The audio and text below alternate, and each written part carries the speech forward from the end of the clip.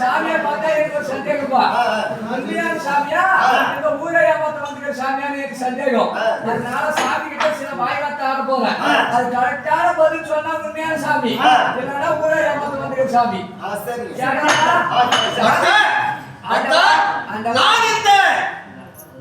வழிமாற்றமாக வருகின்ற போது நான் வருகின்ற வழியிலே கோவிந்தா கோவிந்தா என்று என்னுடைய நாமத்தை சொல்லி என்னை வழிமறித்து என்னுடைய பாதத்திலே அமர்ந்து உட்கார்ந்து என்னை ஆண்டவனா இல்லை அறகுறையிலே யாராவது ஏமாத்த வந்தவர்களா அப்படி என்று சோதிக்கின்றார். சரி கேள், என்ன கேட்கின்றார் கேள். சாமி கோடி வேண்டாம், கோடி வேண்டாம், கோடி வேண்டாம், கோடி வேண்டாம் அது கொடுக்குறேன்.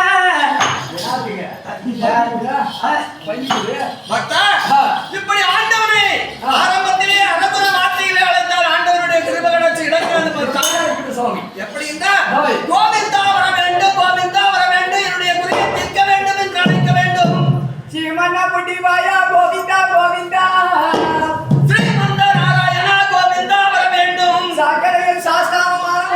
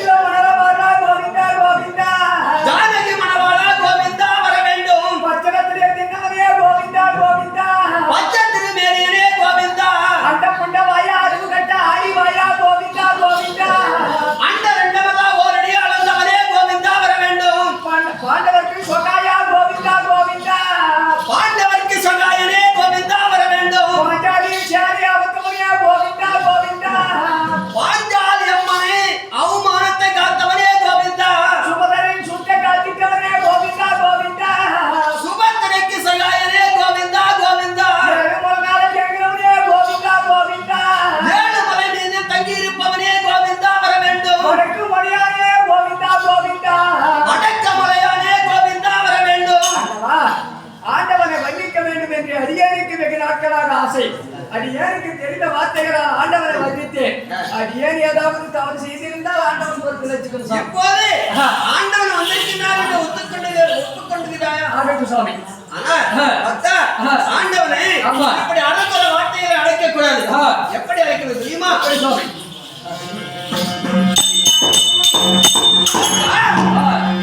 இந்த கண்ணனை என்னாலும் நெஞ்சில் நினைக்கிட்டால் களவழி ஓடுவார். இந்த களம் இல்லாமல் உள்ள குழிந்திட்ட கவலை தீர்ப்பான் சோமன். குருவுக்கு மனதுடன் கூலி கொடாதவனை கொடிய பாவம் சேரும். இந்த கோவிந்த நாமத்தை தினமும் தொழுதிட்டால் கொடிய விதியும் தீரும். அப்படி எப்படி என்றால் இப்படி இதுல என்ன அர்த்தம் புரிகிறது உனக்கு? எப்படி சுவாமி? இந்த கண்ணனை என்னாலும் கோவிந்தா வர வேண்டும் என்று உன் மனதிலே நினைத்திட்டா கொடிய வினைகள் எல்லாம் தீர்ந்து போகுமா? நமக்கு கற்றுக் கொடுத்த குருவை மறந்தால் நமக்கு கொடிய பாவம் சேரும். அப்படி சேருகின்ற நேரத்திலே இந்த கோவிந்த நாமத்தை தினமும் தொழுதிட்டால் அந்த கொடிய வினைகள் எல்லாம் தீர்ந்து போய்விடுமா? ஆமா. அப்படி இருக்கிறபடினா இன்றைக்கு இப்படி ஆண்டவனுடைய பாதத்திலே விழுந்து ஆண்டவன் அறக்குற வார்த்தைகளை அழைத்தார். ஆண்டவனுடைய கிருபைகளுக்கு கிடைக்காது. அப்படி இருக்கிறபடினா இதோ இந்த நேரத்திலே கொட்டுகின்ற பணி என்று பாராமல் ஆண் மக்கள் பெண் மக்கள் கல்விக்கு செல்லக்கூடிய மாணவ மாணவியர்கள் இப்படி இவர்கள் எல்லாம் ஆண்டோர்கள் சான்றோர்கள் என்னை போன்றோர்கள் இவர்கள் எல்லாம் சபையிலே அமர்ந்து கொண்டிருக்கிறார்கள். சாமி படியில உட்கார்ந்துட்டு இருந்தா எல்லாம் உட்கார்ந்துட்டு பாத்துக்குவாங்க. மண்டபத்தில் நாடு விட்டதுனால எல்லாம் பட்டு பிடிச்சுங்கிறாங்க. சரி, அவங்களும் எத்தனை நாளைக்கு தாக்கி பிடிப்பாங்க. ஆனா சும்மா இருக்கின்ற நாளையில இப்படி தூங்கலாம். மகாபாரதத்திலே கலந்து கொண்டு அப்படி தூங்கினா எதுவுமே புண்ணியம் கிடைக்காது. யாரும் மகாபாரத ஆர்வ காவலை படுத்துக்கிட்டு தூங்குறாங்களோ அவங்களால அடுத்த பிறகு மலம்பாம்பு தான் கண்டிப்பா. முன் ஜென்மத்திலே சுகாமரி யுகத்திலே மகாபாரத போர் நடந்தது. அன்றைக்கு யார் தெரியுமா? ஜனமேஜயன் மகாராஜன். ஜனமேஜயன் மகாராஜன் கேட்டாரா? ஜனமேஜயன் மகாராஜன் யாருடைய பிள்ளை தெரியுமா? பரிசுத்தருடைய பிள்ளை.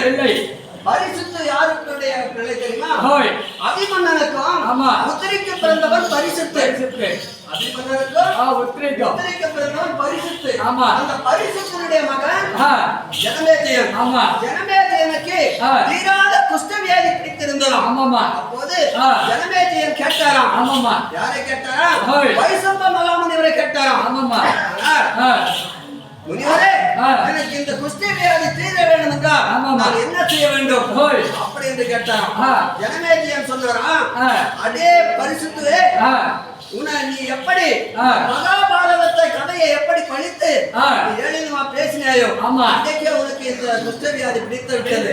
குஷ்டவியாதி தீர வேண்டும் என்றால் இந்த மகாபாரத கதையை முதலில் இருந்து கடைசி வரையே கேட்டாயானா உனக்கு பிடித்த குஷ்டவியாதி தீர்ந்து விடும் என்று பரிசுத்து சொன்னாராம்.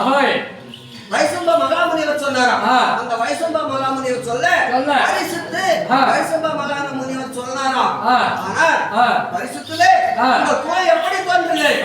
ஆதியிலே சந்திரனை கொண்டு நாள் வரையில் பஞ்ச பாண்டவர்கள் பஞ்ச பாண்டவர்கள் துரியோதனர்கள் வாழ்ந்து இப்படி எல்லாம் வாழ்ந்தார்கள். அப்படின்னு முதலில் இருந்து சொன்னார் அம்மா நேரம். அதனால சந்திரன் முதல் கொண்டு பரிசுத்து முதல் வரையில் இப்படி வாழ்ந்தார்கள். அப்படி என்று சந்திரகுல பரம்பரையை சொல்லி சொன்னார். அப்போது சந்திரகுல பரம்பரை எப்படி வாழ்ந்தார்கள், எப்படி போர் செய்து வாழ்ந்தார்கள் எல்லாம் சொன்னாராம். அந்த கதையை சொல்ல அந்த குஷ்டவியாதி நீந்து போயிடுது. ஆமா, அப்படி மகாபாரத கதை. ஆனால் அவருக்கு புனிதமான கதை. இதிகாசம் என்பது இரண்டு, ராமாயணம் மகாபாரதம். ஆனால் கேட்காததை எல்லாம் கேட்கலாம். கீர்த்தி பெற்ற ராமாயணத்தில் கேட்காததை எல்லாம் கேட்கலாம். ராமாயணத்துல பார்க்காததை எல்லாம் பார்க்கலாம். பலம் என்ற மகாபாரதத்தில் பார்க்காததை எல்லாம் பார்க்கலாம். அது எப்படி இருக்கா? இந்த கண்ணனாகப்பட்டவர் இந்த மகாபாரதத்தை முடிப்பதற்காக தன் மருகினம் அடித்தார், அந்த பச்சனமார்களை அடித்தார், நேரமார்களை அடித்தார். இப்படி நடந்த கதை பார்க்காததை எல்லாம் பார்க்கலாம், மகாபாரதத்தை. அப்பேற்பட்ட புனிதமான கதையை இந்த ஊரிலே நாட்டமையாகப்பட்ட காளி கவுண்டர் என்ன நினைக்கின்றாரோ அதை நடத்தாமல் விட மாட்டார். அப்பேற்பட்ட காளி கவுண்டர் நம்ம ஊருக்கு மகாபாரதம் வைத்தார். மகாபாரத கதையை முதலில் இருந்து கடைசி வரையும் நடத்தினார்கள். நம்ம ஊரில் இருக்கிற மக்களுக்கு வராத செல்வம் வரும், தீராத வினைகளை தீர்த்து போய்விடும் அப்படி என்று சொல்லி இந்த ஊரை கட்டி காக்கக்கூடிய நாட்டாமையும் மற்றமுள்ள ஊர் பெரியோர்களும் இந்த ஊரிலே இருக்கின்ற நாடக கலைஞர்களும் வந்து சேர்ந்து மகாபாரத கதையை நடத்தி கொண்டு வருகின்றார்கள். மகாபாரத கதையில நேற்று பார்க்கிறேன், இங்க பாரத பிரசங்க ஒண்டியா நாட்டி இருக்கிறாரு. அந்த பாரத பிரசங்க ஒண்டியா நாட்டி இருக்கிறாரு. எதுல யாருமே அவர் நடத்தது என்ன கதையை கேட்கணும். அந்த கதையை எதிரில உட்கார்ந்து அவர் என்ன கதை சொல்றாரு, எப்படி அந்த கதையெல்லாம் எப்படி விளக்குறாரு, அதெல்லாம் எதிரில உட்கார்ந்து கேட்டாதான் நம்மளுக்கும் ஒரு புண்ணியம் கிடைக்கும். அந்த மகாபாரத கதையை முதலில் இருந்து கடைசி வரை கேட்டாங்கன்னா அதுல நம்மளுக்கு ஒரு புண்ணியம் கிடைக்கும். இன்னும் ஒன்று, மகாபாரதத்திலே ஒரு சிறப்பான கதை என்ன இருக்கிறது தெரியுமா?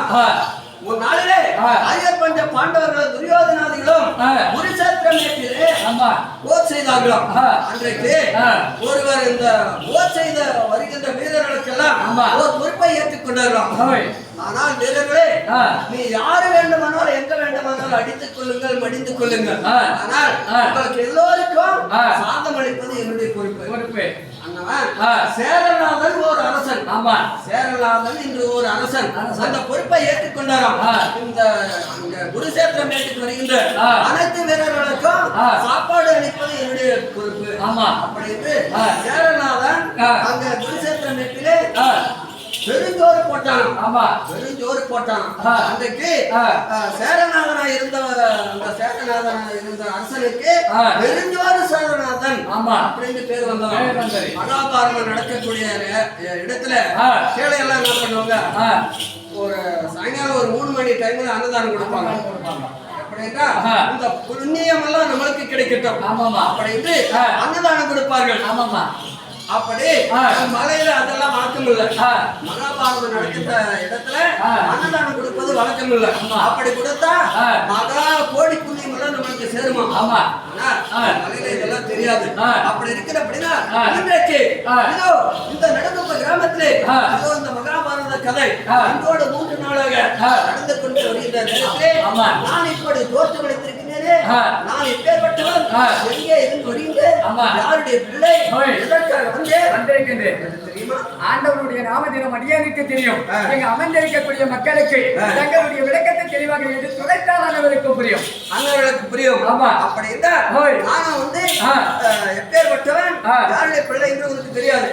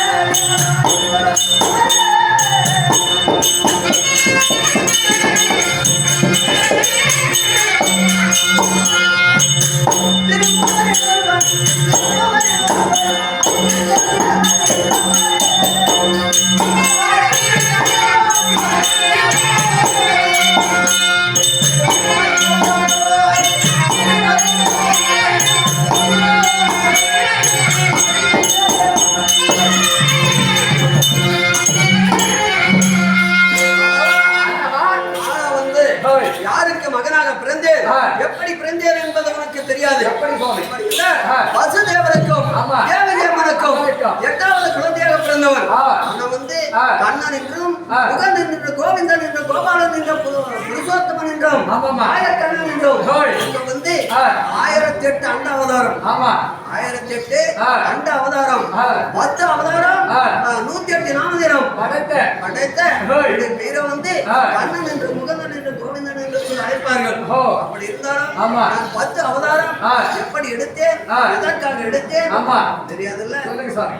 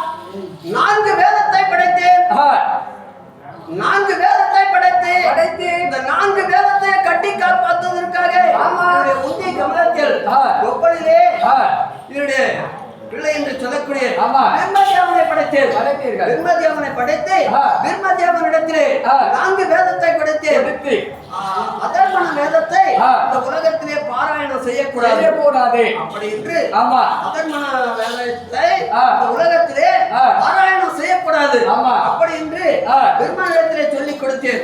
அந்த பிரம்மதேவன் என்ன சொன்னான் தெரியுமா? ஏழு தந்தையார் அதர்மண வேதத்தை உலகத்திலே பாராயணம் செய்யக்கூடாது அப்படி என்று சொல்றாரு. ஏதோ விஷயம் இருக்கிறது. அப்படி என்று பிரம்மதேவன் முதலிலே அதர்மண வேதத்தை பாராயணம் செய்தான். அப்போது அந்த அதர்மண வேதத்தை படிக்க படிக்க என்னுடைய மூக்கின் வழியாக சோமகாசுரன் பிறந்தான். ஆமா, அந்த சோமகாசுரன் பிறந்து அந்த உலகத்திலே எப்படி மதம் வாங்கினான் தெரியுமா? ஆனா சுவாமி, இந்த உலகத்திலே எனக்கு எப்படி வர வேண்டும் தெரியுமா? இரவிலும் பகலில தூங்காத மிருகம். இரவிலும் பகலிலே தூங்காத மிருகம். அந்த மிருகத்தினால்தான் எனக்கு சாக வர வேண்டும் அப்படி என்று சொன்னான். இரவிலும் பகலில தூங்காத மிருகம் எந்த மிருகம்?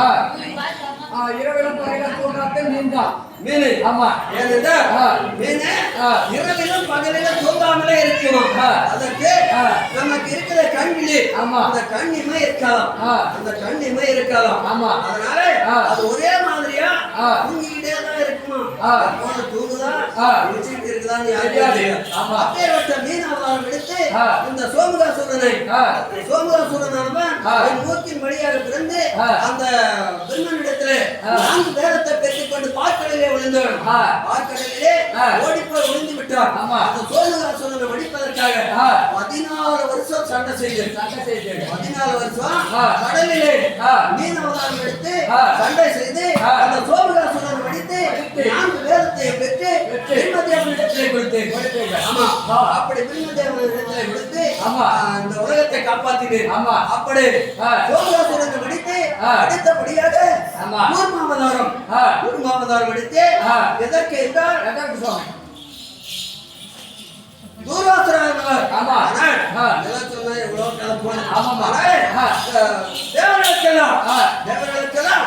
நோய் பிடித்து முதுமையாகி கண் தெரியாமல் போகட்டும் அப்படி என்று சாபம் கொடுத்தார்.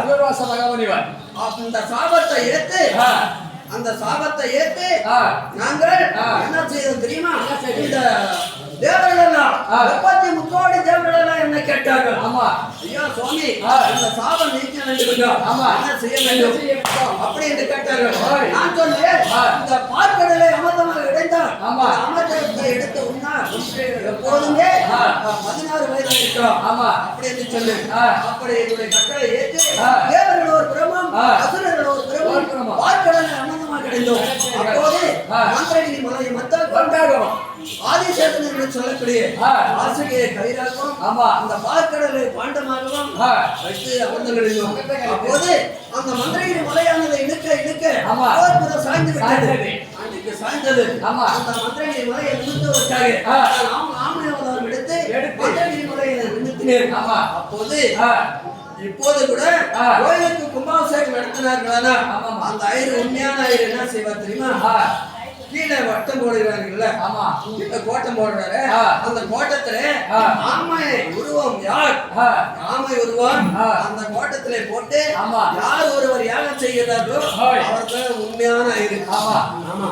ஏனென்றால் ஐயா சுவாமி, இந்த அஸ்திவாரம் இந்த ஆமை முதுகின் மேலே வைத்து செய்கிறோம். இந்த ஆமையாகப்பட்டது அந்த அஸ்திவாரத்தை தாங்கி பிடிக்க வேண்டும்.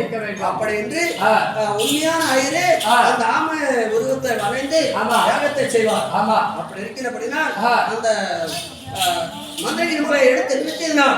அன்றைக்கு கூர்மை அவதாரம் எடுத்தேன், ஆமை அவதாரம் எடுத்து சந்தேகத்தை முடித்தேன். அடுத்தபடியாக இணையாச்சுனர் 22 பேர்களும் உலகத்திலே அதன் கொண்டு ஆடிக்கொண்டிருக்கிறார்கள். போது இணையாச்சுதனாகப்பட்டவன் பூமியை பாயாக சுட்டினான். போது பூமதியை அபயமிட்டு வந்தார்கள் இடத்திலே. அப்போது அந்த பூமியை காப்பாற்றுவதற்காக என்ன தெரியுமா? இந்த பூமியை பாயா சுட்டி ஆழ்கடலில போய் நரகத்தினால கோட்டை கட்டி நரகத்திலே வந்தான். அப்போது நரகம் என்றால் என்ன? நரகம் என்றால் என்ன? ஆயிசாமி நிறைய பேருக்கு தெரியாது. பச்சையா சொன்னா தீக்கு சொல்லுவாங்க. அதில் கோட்டை கட்டி வாழ்ந்தான் இடையாச்சர். அந்த பீயை தின்பதற்கு என்ன அவதாரம்? பீ சாப்பிடுறது பண்ணி தான் சாப்பிடும். பண்ணி பண்ணி அவதாரம் எடுத்து அந்த யாரே இடையாச்சர் மடித்தேன் பன்றி அவதாரம் எடுத்து இடையாச்சர் மடித்தேன். பக்தன் பிரயோகநாதன் வேண்டுதலை எடுத்து பக்தன் பிரயோகநாதன் வேண்டுதலை ஏற்று அண்ணன் அந்த இந்த சொல்லக்கூடிய இடையாச்சர் மடித்தேன். அந்த இது முடிந்து விட்டது. அடுத்தபடியாக நானும் வந்து ஓர் மொட்டை பிராமணனாக அவதாரம் எடுத்தேன். அதற்கு தெரியுமா? மகாபலி சக்கரவர்த்தி திருமத்தை அடக்குவதற்காக ஒரு 5 அடி குள்ளனாக அவதாரம் எடுத்து மகாபலி சக்கரவர்த்தி இடத்திலே சென்று, ஆனால் ஐயா எனக்கு நான் தங்குவதற்கு 3 அடி இடம் வேண்டும் அப்படி என்று கேட்டேன். ஆனால் சுவாமி 3 அடி இடம் என்ன? உலகத்தில் எவ்வளவு வேண்டாம் எடுத்துக்கொள்ளுங்க சொன்னான். அகங்கொண்டு ஆடினான். அப்போது நானும் வந்து அண்டத்திற்கு ஒரே அவதாரம் எடுத்து கீழே ஒரு காலம் மேலே ஒரு காலம் வைத்தீர்கள். 3வது அடிக்கு இடம் இல்லை. எங்கே வைப்பது? 3வது அடி எங்கே வைப்பது அப்படி என்று கேட்டேன். அப்போது மகாபலியானவன் தலையை குனிந்தான். அந்த தலை மகாபலி தலைமையில 3வது அடியை வைத்து மகாபலியை அடக்கி விட்டேன். பூமி பார் சேர்த்தீர்கள். அன்றைக்குதான் மகாபலியை அடக்கி விட்டு அன்றைக்கு பாடினேன். ஆடிய ஆட்டம் என்ன? மகாபலி ஆடிய ஆட்டம் என்ன? பேசிய வார்த்தை என்ன? அந்த மகாபலி தேடிய செல்வம் என்ன? திரண்டதோ சுத்தம் என்ன? நீ இந்த கூடு விட்டு ஆவி போனது. கூட யாரும் வருவது கிடையாது, யாருமே இல்லை. அப்படின்னு பாடினேன். ஆடிய ஆட்டம் என்ன? பேசிய வார்த்தை என்ன? தேடிய செல்வம் என்ன? திரண்டதோ சுத்தம் என்ன? கூடு விட்டு ஆவி போனது. பிறகு இன்றைக்கு உங்களுடைய கூட வருவது என்ன? எதுவும் கிடையாது, எதுவுமே கிடையாது. அப்படின்னு பாடினேன். அப்படி மகாபலி அடக்கம் செய்து மகாபலி அடக்கம் செய்துவிட்டு அடுத்தபடியாக அந்த உலகத்திலே ஒருவனுக்கு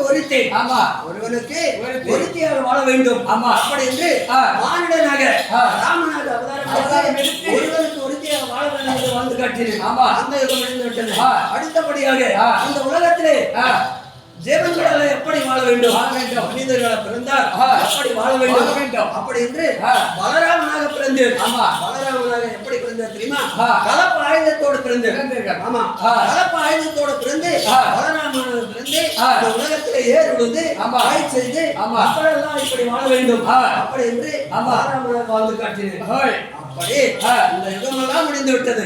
இன்றைக்கு நான் ஏதோ கண்ணனாக அவதரித்திருக்கிறேன். ஆமா, அதற்கு தெரியுமா? எதற்கு சொல்றேன்? துகாவரி யுகத்தை முடிப்பதற்காக பஞ்ச பாண்டவர்களுக்கும் துரியோதனாதிகளுக்கும் பகையை ஏற்படுத்தி இந்த யுகத்தை முடிக்க வேண்டும். ஆமா, எதற்கு என்றால் உன் யுகத்திலே தர்மனுடைய தர்மசிரத்தை அடுத்தார். ஆமா, பிரம்மனுடைய தர்மசிரத்தை அடுத்தார் காளி. அப்போது பிரம்மா கபாலம் வாங்கப்பட்டது. ஆமா, அந்த காளிக்கு வந்து சக்திக்கு வந்து பைத்தியம் பிடித்து உலகத்திலே அளந்து கொண்டிருந்தார். அப்போது அந்த பைத்தியம் பிடித்து அளந்து கொண்டிருந்த மகா காளியை பிடித்து மலையனூரிலே அல்லாவுக்காக படுக்க வைத்து யானை கட்டுகின்ற சங்கிலிலே கட்டி அவளை படுக்க வைத்திருக்கிறோம். ஆமா, அவள் வந்து எனக்கு அகோரமான பலி கொடுக்க வேண்டும் அப்படின்னு கேட்டார். அந்த பிரிவிலே உனக்கு அகோரமான பலி கிடையாது. அடுத்தபடியாக நடக்கின்ற துகாபரி யுகத்திலே உங்களுக்கு போதுமான பலி கொடுக்கிறேன் அப்படின்னு சொன்னேன். இன்றைக்கு தங்கையாகப்பட்டவள் சத்தியா இருந்தவள் இன்றைக்கு பாஞ்சாலியாக பிறந்திருக்கிறார். பாஞ்சாலிக்கு பலி கொடுக்க வேண்டும். யாரை பலி கொடுக்க வேண்டும் தெரியுமா? 18 கிலோடி சேலை இருக்கிறது. 18 கிலோடி சேலையை பலி கொடுக்க வேண்டும். பாஞ்சாலிக்கு பலி கொடுக்க வேண்டும். இதோ கண்ணனாக வந்திருக்கிறேன். இன்றைக்கு பெரிய கதை. என்ன கதை தெரியுமா? துரியோதனாதிகளுக்கு பாண்டவர்களுக்கு பகையை ஏற்படுத்தணும். இன்றைக்குதான் முதலிலே அவர்களுக்கு கலந்து வைக்க வேண்டும். கண்ணனாக இந்த யுகத்திலே பிறந்திருக்கிறேன். இன்றைக்கு வைகுந்தத்திலே இருக்க வேண்டும். நான் ஒன்றி ஒருவனாக இருந்தால் சரியில்லை. தேவி என்று சொல்லக்கூடிய ராதே ருக்மணி 2 பேர்கள் இருக்கின்றார்கள். நான் அழைத்தேன் என்று அழைத்து வந்தால் அப்புறம் வைகுந்தத்திலே அரண்மனை இருக்கிறான். அழைத்து